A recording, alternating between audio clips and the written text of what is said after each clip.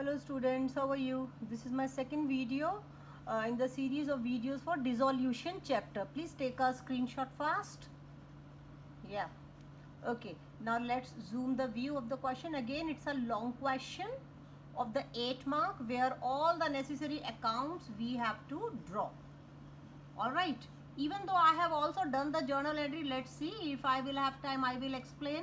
Otherwise, you have taken the screenshot, you will better understand on your own also.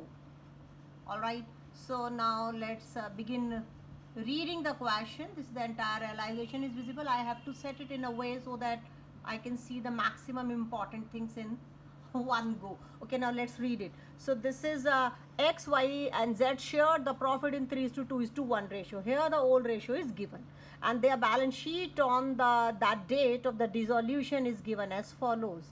तो balance sheet में हम check करते हैं on the liability side we are given creditors Mrs X loan X का loan. तो X ने खुद भी लोन दिया हुआ है जो कि पार्टनर है, उसकी वाइफ ने भी लोन दिया हुआ है. उसकी वाइफ का लोन एक एक्सटर्नल लाइबिलिटी है, ठीक है.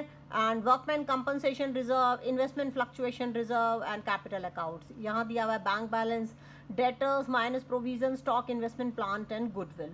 ऑलराइट. तो सबसे पहले हम अपना स्टेप 1 और स्टेप 2 सीखेंगे. स्टेप 1 हमारा है कि हमें असेट्स अकाउंट को क्लोज करना है और रियलाइजेशन में ट्रांसफ़र करना है. जब असेट्स क्लोज करेंगे तो असेट्स अकाउंट क्रेडिट होंगे तो रियलाइजेशन अकाउंट डेबिट होगा. तो रियलाइजेशन अकाउंट के डेबिट साइड में हमने असेट्स को क्लोज करके यहाँ ट्रांसफ़र किया हुआ है. तो कौन कौन सी असेट क्लोज की हमने क्लोज, देखो बैंक अकाउंट हम क्लोज नहीं करेंगे क्योंकि वो अलग से बनता है. तो हमने सबसे पहले क्लोज किया डेटर्स 15,000 का, 2 डेटर्स आ गया यहाँ 15,000. हमने प्रोविजन फॉर बैड डेट को माइनस नहीं किया क्योंकि ये लाइबिलिटी नेचर का अकाउंट है. जब लाइबिलिटीज एक्सटर्नल लाइबिलिटी यहाँ क्लोज करेंगे तो उनके साथ ये रियलाइजेशन में यहाँ ट्रांसफर होगा. फिर हमने क्लोज किया स्टॉक, इन्वेस्टमेंट, प्लांट और गुडविल. तो इस सारी की सारी टोटल 5 असेट हमने यहाँ ट्रांसफर किए हैं, डेटर, स्टॉक, इन्वेस्टमेंट, प्लांट और गुडविल. स्टूडेंट्स मैं आपको पिछले वीडियो में बता चुकी हूँ, आउट ऑफ 7 आइटम गुडविल हमारा एक आइटम होता है. One of the 7 items. मैं हमेशा बिगनिंग से बात कर रही हूँ पार्टनरशिप में. ये ओल्ड गुडविल है. डिसोल्यूशन के चैप्टर में इसका ट्रीटमेंट पिछले चैप्टर्स के कंपैरिजन में डिफरेंट है. यहाँ गुडविल को like other normal assets treat किया जाएगा, इसीलिए इसको बाकी की सारी असेट्स के साथ रियलाइजेशन में ट्रांसफ़र कर दिया क्लोज करके. ओके. तो लेटर ऑन अगर इसको बेच सकते हैं तो बेच देंगे, कोई पार्टनर लेना चाहेगा तो पार्टनर भी ले सकता है. Whatever we want to do we can. So this is a new point you have learn now. ये स्टेप 1 हो गया आपका. अब स्टेप 2 होगा external liabilities account will be close.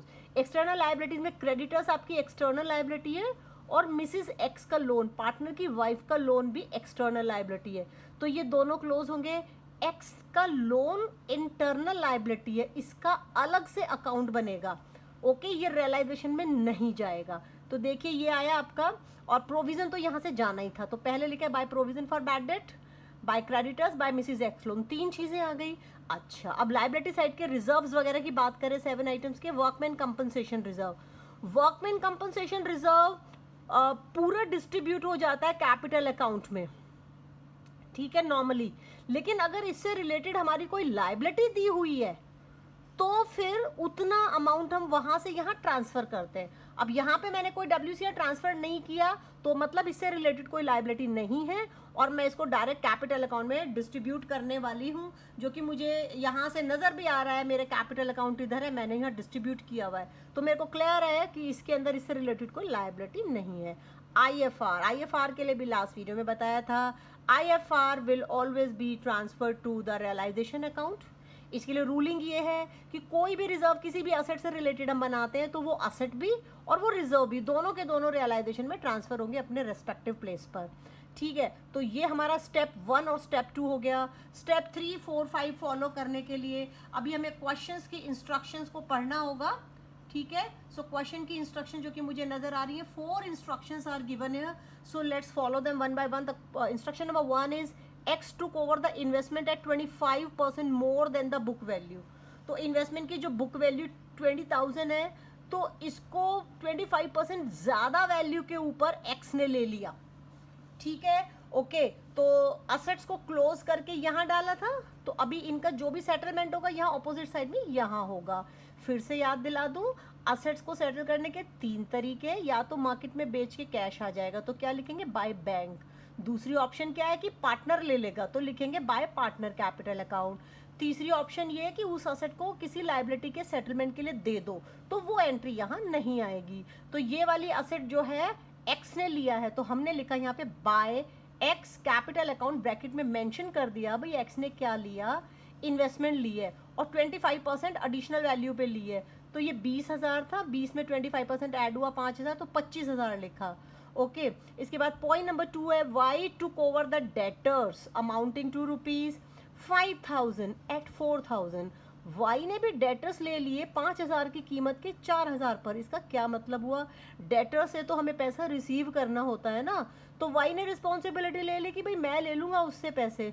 तो 5,000 के डेटर है, उसने कहा सिर्फ 4,000 की वैल्यू पे लूँगा, क्योंकि बिजनेस क्लोज होने जा रहा है, ऐसा पॉसिबल है कि डेटर मे नॉट पे फुल 5। खैर एनीवे, तो यहाँ पे डेटर का सेटलमेंट हुआ कि उसको वाई ने ले लिया, तो क्या लिखा, by Y's capital account, bracket में लिख दिया डेटर और यहाँ लिखा 4,000। ठीक है, तो हमारे 2 पॉइंट हो गए। अच्छा सेकंड पॉइंट में कंटिन्यूड है, remaining debtors realised 75% of their book value. तो रिमेनिंग डेटर्स सबसे ऊपर लिखा हुआ है यहाँ पे, डेटर्स हमारे 15,000 है, 15,000 में से 5,000 के डेटर तो वाई ने ले लिए, कितने बचे 10,000। सो 10,000 के डेटर्स को हमने 75% बुक वैल्यू पे रियलाइज किया, यानी कि डेटर से सिर्फ 75% हमने पैसा रिसीव किया, यानी कि 7,500। तो ये आ गया यहाँ पे बाय बैंक। असेट्स लिखा है, किस किस असेट को बेच के पैसा मिला वो डिटेल हम यहाँ बना रहे हैं। तो उस डिटेल में पहला आइटम है डेटर, ब्रैकेट में मेंशन कर दिया भाई 75% डेटर के अगेंस्ट ऑफ 10,000, सिर्फ 10,000 का 75% मिला, यानी कि 7,500। एरो लगा के लिख दिया, डेटर का कितना पैसा है 7,500। ओके अगला पॉइंट है, स्टॉक इज सोल्ड फॉर 59,000। तो देखिए स्टॉक आया 59,000, प्लांट इज सोल्ड फॉर 40,000 40। तो ये 3 असेट, डेटर स्टॉक प्लांट, इनके अगेंस्ट पैसा आया है। क्योंकि हमारी बैलेंस शीट के अंदर बैंक बैलेंस दिया हुआ था, तो अब ये सारी एंट्रीज हम यहाँ पर बैंक के थ्रू कर रहे हैं, बैंक अकाउंट बनाने वाले हैं। तो बाय बैंक लिखा, ब्रैकेट में असेट्स, हम समझ जाएंगे ये असेट्स को सेल ऑफ करने से पैसा आया है। इन तीनों का टोटल है 1,06,500। तो ये असेट्स का सेटलमेंट हो गया by bank, by X capital, by Y capital, सारा हो गया। अब हम अगला पॉइंट पढ़ते हैं, अपना point number 4, expenses of the realisation amounted to ₹1,000। तो खर्चे तो यहाँ आते हैं, तो देखिए हमने लिखा टू बैंक, ब्रैकेट में लिखा एक्सपेंसेस 1,000। ठीक है स्टूडेंट्स, क्वेश्चन में लिखा हो या ना हो, एक्सपेंसेस किसकी रिस्पॉन्सिबिलिटी होती है पे करना, फर्म की है। तो realisation account debit to bank. ठीक है, बाय खर्चे पार्टनर भी पे कर सकता है, पार्टनर पे करेगा तो पार्टनर को क्रेडिट किया जाएगा, realisation account debit to partner capital account. Okay लेकिन यहाँ पर ऐसा कुछ नहीं लिखा, यहाँ तो लिखा है realisation expenses of realisation amounted to ₹1,000। Okay तो अंडरस्टूड है, फॉर्म ने पे किए। आगे, it was also found that there is a liability for 8,000 for damages which also had to be paid. तो ये एक अनरिकॉर्डेड लाइबिलिटी अपीयर हुई है 8,000 की फॉर द डैमेजेस, इसकी पेमेंट भी की गई है। तो टू बैंक और ब्रैकेट में लिख दिया डैमेजेस भी, किस चीज़ की पेमेंट है 8,000। तो लाइबिलिटीज क्लोज करके यहाँ डाला था, इनका सेटलमेंट यहाँ होगा। अब मैं आपको एक बात और बता देती हूँ, अनरिकॉर्डेड असेट भी पता चल सकती है, अनरिकॉर्डेड लाइबिलिटी भी। अनरिकॉर्डेड असेट का ट्रीटमेंट जो नॉर्मल असेट होती है उन्हीं की तरह होता है, उसी तरीके से अनरिकॉर्डेड लाइबिलिटी का ट्रीटमेंट भी वैसे ही होता है जैसे कि रिकॉर्डेड लाइबिलिटीज़ का होता है। तो इसीलिए हमने डैमेजेस की पेमेंट के लिए भी यहाँ लिखा टू बैंक, ब्रैकेट में लिख दिया। तो जर्नल एंट्री क्या बनी, realisation account debit to bank account 8,000। ठीक है, क्वेश्चन की सारी इंस्ट्रक्शंस पूरी हो गई, प्रिपेयर ऑल नेसेसरी अकाउंट्स आ गया। अच्छा लेकिन क्वेश्चन अभी खत्म नहीं हुआ, अब हमें बहुत इंपॉर्टेंट चीज़ ये समझनी है कि हमने कितनी लाइबिलिटीज़ ट्रांसफ़र की थी। चलो चेक करते हैं। हमने provision for doubtful debt transfer किया था IFR भी ट्रांसफ़र किया था, तो ये तो हमारे प्रॉफिट में से ही क्रिएटेड रिजर्व प्रोविज़न है, ये कोई एक्सटर्नल लाइबिलिटी, इन दो की कोई पेमेंट नहीं होगी। दूसरी चीज़, क्रेडिटर्स और मिसिज एक्स लोन, ये एक्सटर्नल लाइबिलिटी थे, लेकिन इनकी पेमेंट की यहाँ कोई इंस्ट्रक्शन ही नहीं दी है। तो here comes a very important point, if question is silent about the payment or the settlement of our external liability, you do not remain silent, you do make the payment and you do make full payment. फिर से repeat करती हूँ, if question is silent about the payment of the external liabilities, you don't remain silent, you make the payment of that liability. तो हम नहीं रहे silent, हमने payment की है, हमने लिखा यहाँ पर टू बैंक 23,500 की पेमेंट की है, ब्रैकेट में डिटेल दिया है, क्रेडिटर का 18,500, मिसिज एक्स लोन 5,000, पूरी अमाउंट जितने के क्रेडिटर थे, जितने का लोन था, पूरा करेंगे। तो हमने सीखा अगर क्वेश्चन में किसी एक्सटर्नल लायबिलिटी की पेमेंट के रिगार्डिंग इंस्ट्रक्शन नहीं है तो भी हम उसकी फुल पेमेंट करेंगे। दूसरा बहुत इंपॉर्टेंट पॉइंट, असेट्स के केस में ऐसा नहीं होता। If question is silent about the settlement of any asset, कि उसको बेचा या किसी पार्टनर ने लिया या लायबिलिटी सेटलमेंट में यूज किया, कुछ भी नहीं लिखा उस असेट के बारे में, तो question is silent about the settlement of a asset, so you also remain silent. समझ गए? क्वेश्चन साइलेंट है असेट सेटलमेंट के लिए, तो आप भी साइलेंट रहिए। ओके, तो यहाँ एक ऐसी असेट है बाई चांस, गुडविल, गुडविल एक असेट है, गुडविल का ट्रीटमेंट बाकी सारी असेट्स की तरह से है।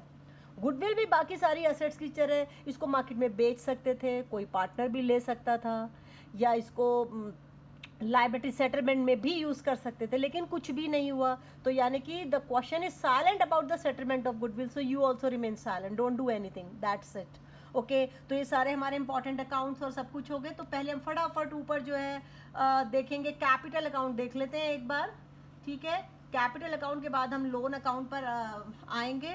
This is the capital account, I hope you can see this much, it is easily, या balance brought down 60,000, 56,040, workman compensation reserve आ गया इनका। ये workman compensation reserve balance sheet में दिया हुआ था, और इसको हमने इसका ओल्ड ट्रीटमेंट है, इससे रिलेटेड कोई लाइबिलिटी नहीं थी, तो पूरा का पूरा WCR ओल्ड रेशो में डिस्ट्रीब्यूट हो गया।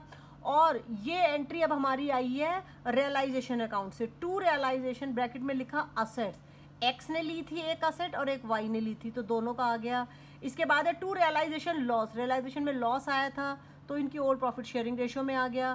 फिर जैसे अकाउंट्स को बैलेंस करते हैं, बैलेंस किया, एक्स की बैलेंसिंग फिगर आ रही है 5,000, वाई की 32,000, जेड की 30,000, इनका फुल फाइनल पेमेंट कर दिया टू बैंक, फाइनल पेमेंट, ये फाइनल पेमेंट कर दिया, ठीक है। ओके, अब हम देख लेते हैं बैंक अकाउंट।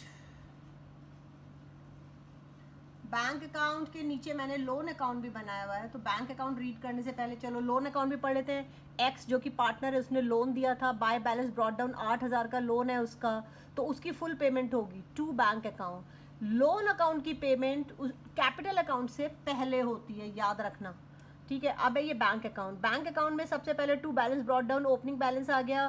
फिर लिखा हमने टू रियलाइजेशन अकाउंट, ब्रैकेट में लिखा देखो डेबिट साइड में तो हमेशा जो इनफ्लो ऑफ फंड्स होंगे वो ही आएगा ना, जब भी बिजनेस फॉर्म में पैसा आया तब इनफ्लोज आएंगे, और क्रेडिट में सारे आउटफ्लोज आएंगे। तो बिजनेस में इनफ्लो ये किस चीज़ से हुआ है, असेट को बेचने से, टू रियलाइजेशन, असेट सोल्ड 1,06,500, ये रियलाइजेशन अकाउंट में हमारे जो है क्रेडिट साइड में दिया हुआ है, ठीक है। मैं बार बार रेफर करूँगी तो बहुत टाइम जाएगा, आप समझ जाइए। रियलाइजेशन के ये ऊपर क्रेडिट में है।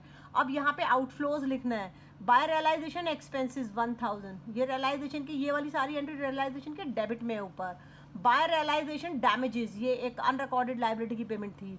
बाय रियलाइजेशन लाइबिलिटीज, ये दो लाइबिलिटी की कंबाइंड पेमेंट की थी। तो देखो बार बार बाय रियलाइजेशन आ रहा है, लेकिन ब्रैकेट में उस आइटम का नाम लिखते हैं तो हमें पता चलता है कि भैया किसके मुतल्लिक हमने पेमेंट की है।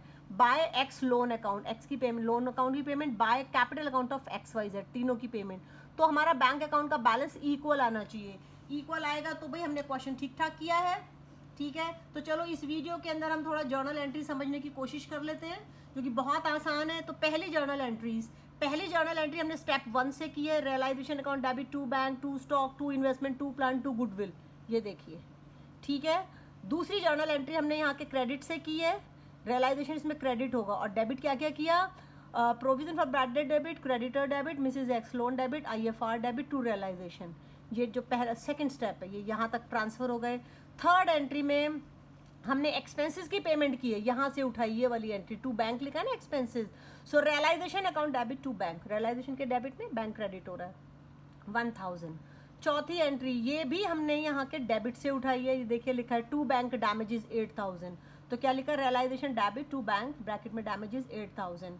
फिफ्थ जर्नल एंट्री ये भी हमने यहीं से उठाई है, जो बाकी लाइबिलिटीज की पेमेंट की है, टू बैंक 23,500, क्या एंट्री है ये, this is realisation account debit to bank 23,500। तो हमने इस साइड की सारी एंट्रीज कर डाली। अब हम इस साइड में आ चुके हैं, इस साइड की एक एंट्री तो कर चुके हैं हम स्टार्टिंग वाली, अब बाकी की एंट्रीज को हम यहाँ पर लेंगे। तो अभी इसकी जो जर्नल एंट्री नंबर 6 है, जर्नल एंट्री नंबर 6 में पैसा आ रहा है फॉर्म में असेट्स को बेचने से। ये जो एंट्री थी ना हमारी बाय बैंक असेट, पैसा आया, तो इसमें रियलाइजेशन क्रेडिट हो रहा है और बैंक डेबिट होगा। तो देखिए bank account debit to realisation account 1,06,500 ये रहा, ठीक है। अगली एंट्री जो है ये यहीं की है, फिर यहीं से ये कुछ असेट हमारी पार्टनर ने ले ली थी एक्स और वाई ने, तो रियलाइजेशन क्रेडिट होगा, ये दोनों डेबिट। तो देखिए X debit Y debit to realisation, asset का नाम मेंशन कर दिया और एंट्री कर दी। इसके बाद जो है रियलाइजेशन अकाउंट के अंदर हमें लॉस हुआ, ठीक है, तो उसकी एंट्री है ये X debit Y debit Z debit to realisation, bracket में मेंशन कर दिया भाई लॉस है। ये जो है एक्स का लोन अकाउंट की पेमेंट की एंट्री है, X loan account debit to bank account. तो 9 जर्नल एंट्रीज हो गई। इसके बाद जर्नल एंट्री नंबर 10 और 11 यहाँ की है, workman compensation reserve debit to X to Y to Z. Capital accounts के अंदर हमने WCR को डिस्ट्रीब्यूट किया हुआ है ना, तो ये वो जर्नल एंट्री मैंने यहाँ पर लिखी है, ठीक है, क्योंकि हम सारी जर्नल एंट्रीज कर रहे हैं जो हमारे यहाँ पर यूज हुई है। और ये लास्ट की जर्नल एंट्री पार्टनर के कैपिटल अकाउंट की पेमेंट की है, X debit Y debit Z debit to bank, ठीक है। तो स्टूडेंट्स ये तो हमने पूरे क्वेश्चन की जर्नल एंट्रीज की है, ओके। क्वेश्चन में जो हमें जर्नल एंट्रीज वाले क्वेश्चन आते हैं वो इतनी सारी जर्नल एंट्री वो नहीं मांगते हैं, जिस तरीके की जर्नल एंट्री वो मांगते हैं वो आगे क्वेश्चन हम अगले वीडियोस में करेंगे, ओके।